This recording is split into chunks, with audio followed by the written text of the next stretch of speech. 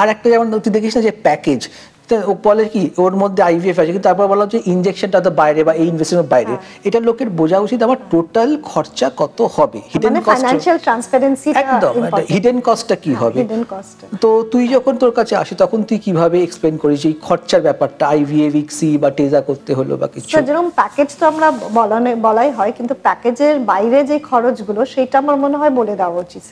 যেরকম আমরা একটা প্যাকেজ যখন রাখি, ইনজেকশনের খরচটা তো সীমিত থাকে, কিন্তু অনেকদের বেশি ইনজেকশনও লাগতে পারে। তাহলে সেই জিনিসটা বুঝিয়ে দিতে হবে যে প্যাকেজে এত ইনজেকশনের খরচ আছে, আর এর উপরে গেলে আপনার বাইরের থেকে স্যার। তারপরে আমরা অনেক প্রসিজার, যেরকম অনেক জায়গায় আইভিএফ, ইক্সি এগুলো আলাদা আলাদা থাকে, তো যেখানে আলাদা বা একই মানে সেটা বুঝিয়ে দেওয়া উচিত। ব্লাস্টোসিস্টের খরচা বা ব্লাস্টোসিস্টের অ্যাডিশনাল প্রসিজার্স যদি কোনো হয়। আর স্যার আইভিএফ এর অনেক ইম্পর্টেন্ট হচ্ছে আমরা কিছু ইনভেস্টিগেশনস যেগুলো করাই, যে ওষুধগুলো খাচ্ছে, অ্যাডেড মেডিসিনস আগে পরে, এইগুলো ইউজুয়ালি প্যাকেজের ভেতরে থাকে না, বা এইগুলো আমরা যদি ওরা প্যাকেজ নাও হয় সেগুলো বোঝানো হয় না পেশেন্টদের, কিন্তু মেডিসিনস আর কোয়াইট কস্টলি। এই জিনিসগুলো এক্সট্রা আমাদের বুঝিয়ে দিতে হবে যে আপনার প্যাকেজ এত হলেও এর উপরে এত খরচ হবে।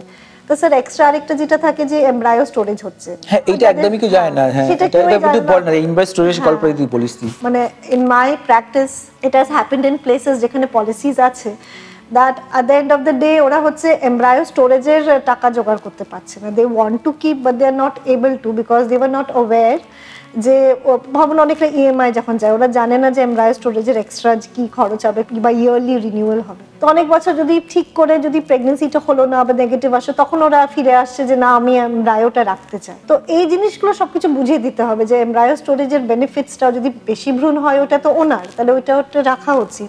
আর কস্ট এই জিনিসগুলো আগে থেকে বলে রাখলে আমার মনে হয় একটা ফাইন্যান্সিয়াল প্রিপারেশন ওরা নিতে পারবে। হ্যাঁ আমি যেটা ইউজুয়ালি বলে থাকি যে দেখুন ল্যাবের খরচা ইজ ফিক্সড, এটা সব আইভিএফ সেন্টারে একই একটা স্ট্যান্ডার্ড খরচা থাকে।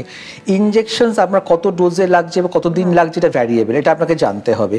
যদি আপনার ব্লাস্টোসিস্ট দিন তার জন্য অনেক জায়গায় এক্সট্রা টাকা না, সেটা আপনাকে জানতে হবে।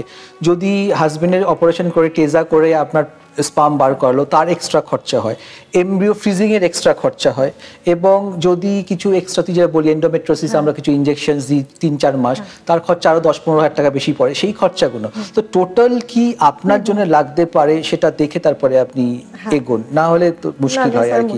তারপরে দায় পড়ে যে ট্রান্সপারেন্সি নেই, এটা একটা ব্যাপার হয়ে দাঁড়ায় আর কি।